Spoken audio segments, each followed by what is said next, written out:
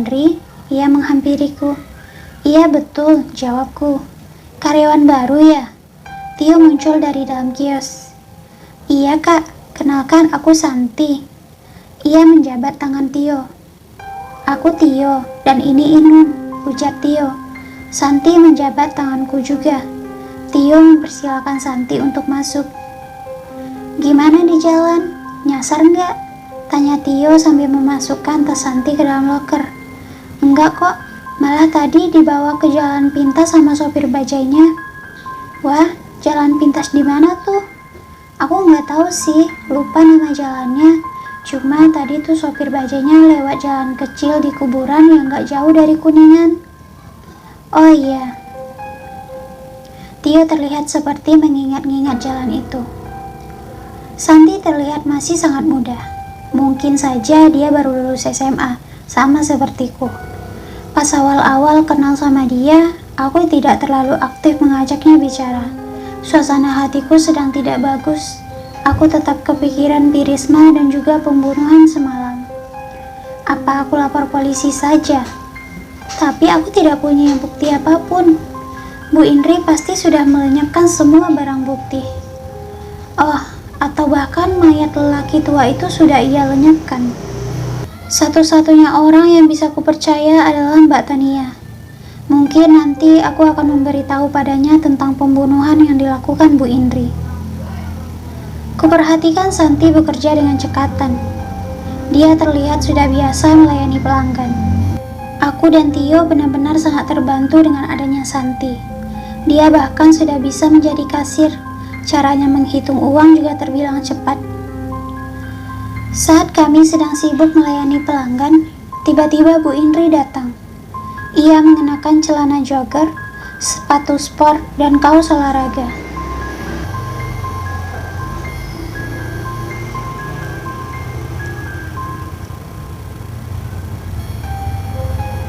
Mungkin dia baru pulang senam. Hai semua, sapanya ramah sambil tersenyum. Hai Bu Indri, jawabku. Ini karyawan baru itu ya? Bu Indri menyentuh pundak Santi. Iya Bu, aku yang direkomendasikan Tia. Oh Tia. Bu Indri mengangguk. Buat teman-teman tolong Santi dibimbing ya. Santi kalau kamu butuh apa-apa bisa bilang ke Tio. Dia udah lumayan lama di sini. Santi mengangguk. Jadi begini, sengaja saya datang ke sini soalnya ada yang mau saya umumkan. Kami semakin fokus menyimak. Hayo, tebak apa coba? Kata Bu Indri dengan senyum khasnya. Jari telunjuknya diacungkan. Nggak tahu Bu, jawabku.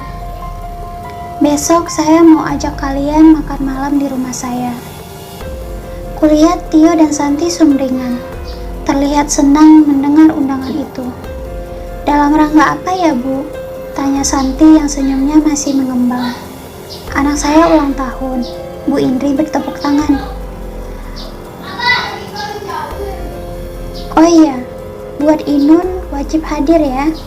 Awas, jangan main ke gudang lagi, katanya sambil bercanda. Hayo, Inun main ke gudang mana? Tanya Tio. Hahaha, saya cuma bercanda Tio. Aku gelagapan. Apakah dia tahu kalau aku mengikutinya? Oh ya Inun, soal Risma, saya sudah lapor polisi. Sekarang sedang dilakukan pencarian. Kamu yang sabar ya. Kalau butuh apa-apa bilang saya aja. Bu Indri menyentuh pundakku. Aku tidak nyaman dengan parfum yang ia gunakan. Sangat menyengat. Aku mengangguk. Lihat saja. Sekali aku punya bukti tentang pembunuhan yang dilakukan Bu Indri, aku akan langsung melaporkannya ke polisi. Sepulang kerja, aku berniat untuk mendatangi Mbak Tania. Tapi saat hendak mengetuk pintunya, ku dengar suara erangan yang membuatku ngilu. Mungkin dia sedang melayani pelanggannya. Aku mengurungkan niat dan masuk ke dalam kontrakan. Ku ambil handphone pemberian Tio dari dalam tas. Ternyata kartunya sudah terpasang, juga dengan pulsanya. Tio sudah mengisinya sebesar 50.000. Baik sekali orang itu. Saat kuletakkan kembali handphone tersebut, tiba-tiba terdengar suara notifikasi SMS. "Hai Imun, udah tidur belum?" Itu pasti Tio. "Belum," jawabku singkat. "Jangan begadang Non, nanti sakit." Aku tidak membalasnya lagi. Ku coba memejamkan mata walau suara Mbak Tania masih terdengar sangat mengganggu dan menjijikkan. Ku coba membalikkan badan, dan entah dari mana datangnya, Naila tiba-tiba ada di sampingku. Dia tersenyum dengan matanya yang melotot. Aku terkejut lalu berteriak sekencang mungkin. Mbak Tania dan lelaki berbadan gempal itu keluar dari kontrakan. Dia hanya mengenakan selimut, sedangkan lelakinya hanya mengenakan celana kolor. Mereka kaget mendengar teriakanku. Aku keluar dari dalam kontrakan dan segera memeluk Mbak Tania. "Ada apa, Nun?" Mbak Tania panik. "Ada setan, Mbak." Aku masih memeluknya. "Setan? Di mana?" "Itu, Mbak." Aku menunjuk ke dalam kontrakan. "Enggak ada kok. Kamu mimpi lagi ya?" Perlahan ku buka mataku. Benar saja, tidak ada apa-apa di sana. "Kamu tenang ya, ada Mbak di sini." "Iya, kayaknya kamu mimpi." "Orang gak ada apa-apa di sini," tambah lelaki yang menjadi pelanggan Mbak Tania. Saat aku masuk kembali ke dalam kontrakan, bunga pemberian Tio tercecer kemana-mana. Handphoneku juga pecah tergeletak di lantai, seperti ada yang membantingnya. Aku sempat berpikir, pasti Naila yang melakukannya. Tapi, kenapa dia marah dengan pemberian Tio? Ini pasti ada hubungannya dengan Tio. Nanti akan kutanyakan kepadanya. Sepulang kerja, aku, Tio, dan Santi berkunjung ke rumah Bu Indri. Rumahnya besar dan mewah. Ada mobil sedan warna putih terparkir di depan rumah. Kami disambut oleh Bu Indri dengan ramah. Bu Indri lalu mempersilakan kami masuk. Tidak ada dekorasi perayaan ulang tahun di dalam rumahnya. Kami duduk di sofa, sementara Bu Indri masuk ke dapur untuk mengambil kue ulang tahun. Kami melihat sekeliling ruang tamu Bu Indri. Ada beberapa lukisan klasik terpajang di rumah itu, dan juga guci-guci hias yang pasti harganya mahal sekali. Tidak lama kemudian, Bu Indri datang dengan membawa kue ulang tahun. "Sebentar ya, anak saya masih di kamar," kata Bu Indri.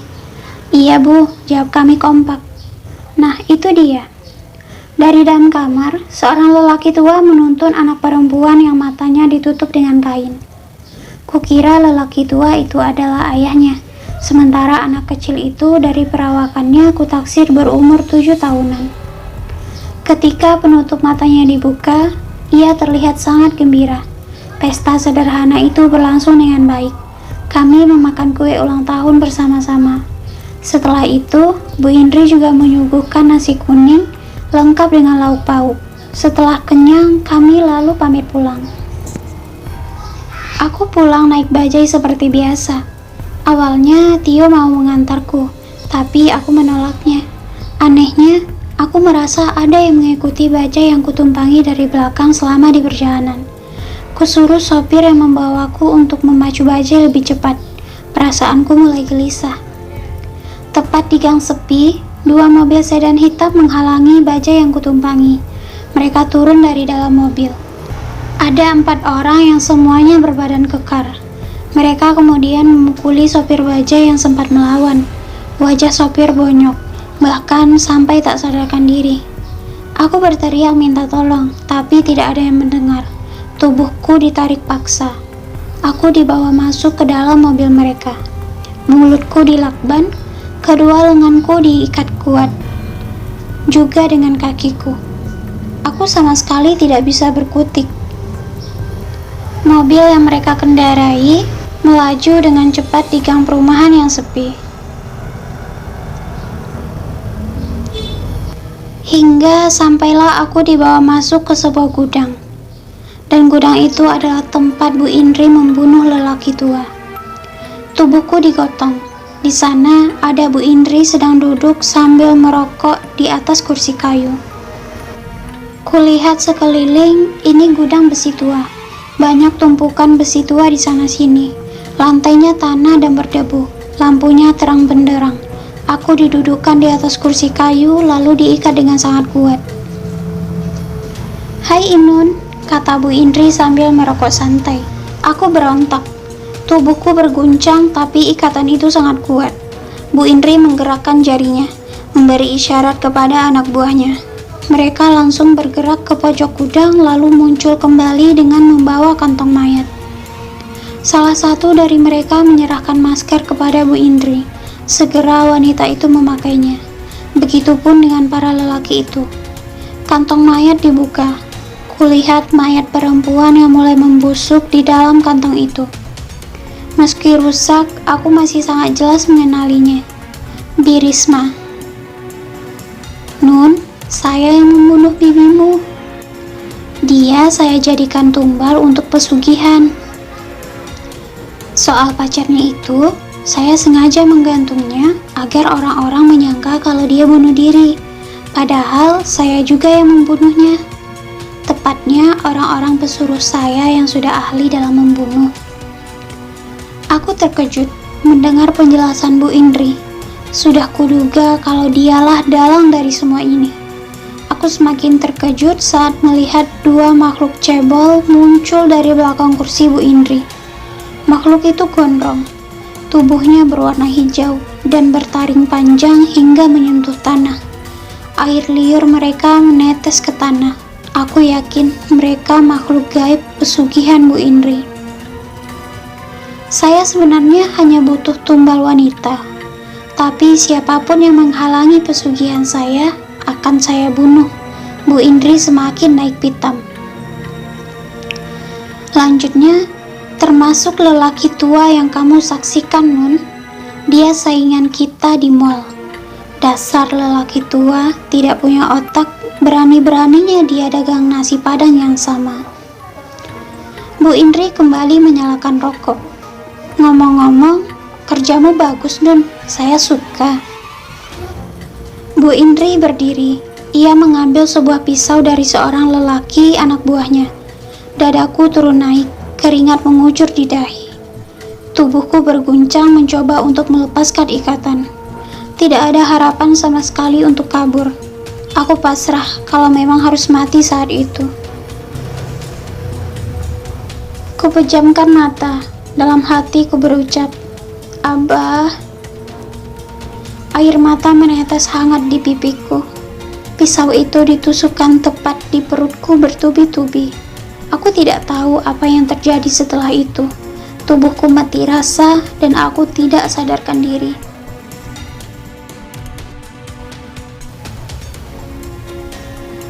Di rumah sakit, Tio memanggilku. Perlahan ku buka mata. Sangat silau. Semakin lama semakin jelas. Kulihat Tio, Santi, dan seorang lelaki parubaya. Aku tidak mengenal lelaki itu. "Syukurlah kamu sudah sadar, Nun." Tio tersenyum. Aku membuka mata.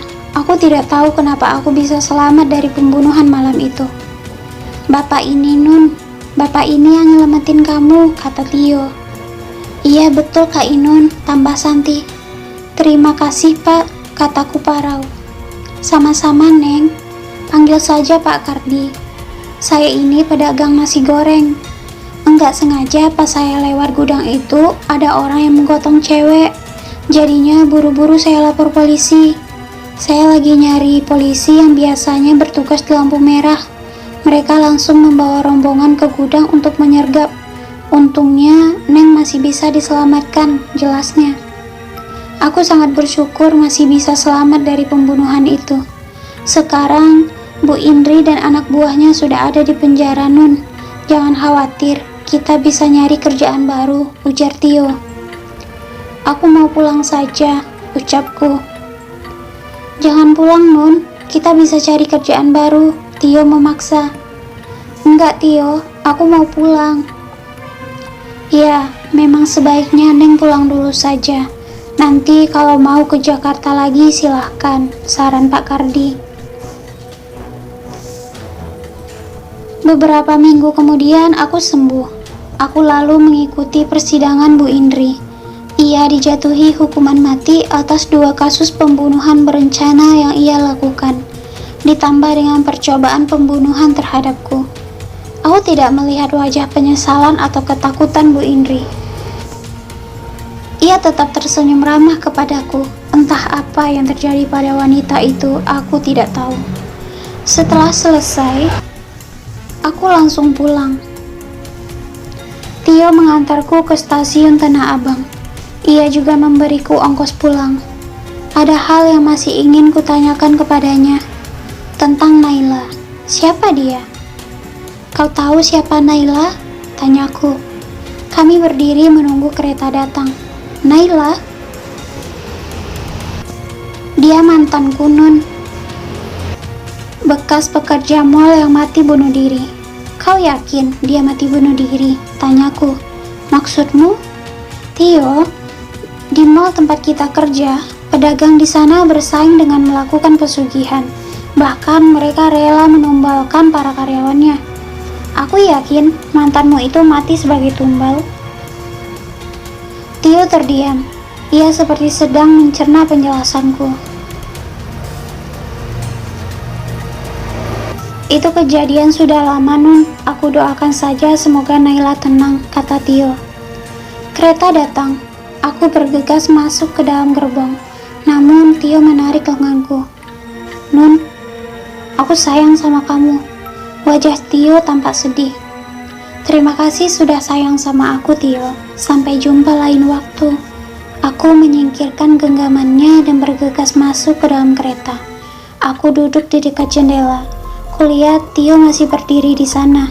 Sampai kereta bergerak, dia melambaikan tangan kepadaku sambil tersenyum.